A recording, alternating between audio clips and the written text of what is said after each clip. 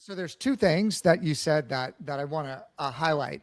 We've started to change our workflows. Okay, we've started to change our workflows where we have some power users that can produce massive amount of output, but QA/QC becomes critically important because as of today, like I can't trust the output's going to be perfect every time.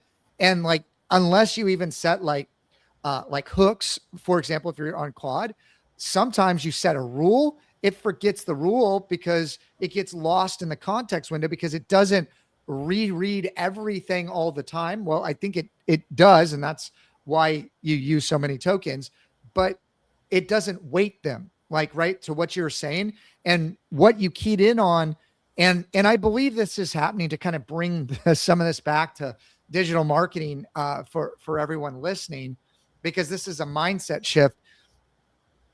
All of these platforms are already working on math. Okay. They're already running formulas, like all the different social media platforms and Google are all, already running these things in the background.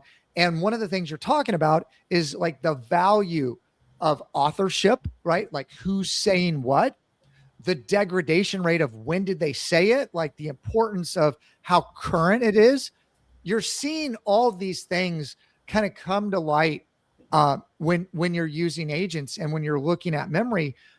But like Google, for example, a review on Google or a comment on a social media post, who the person is in association with the post and typically in association with you, because sometimes they show it to people that like your content or they show it to your network. Like, so there's different weighting factors, but then what it is they're saying, right? Short, long, is it related to the post? And then when did they say it? You'll actually see on posts, like there's a rating system, right? And so you'll see it on the post that the most recent post typically stays at the top. It gets auditioned and then it falls to kind of where it sits.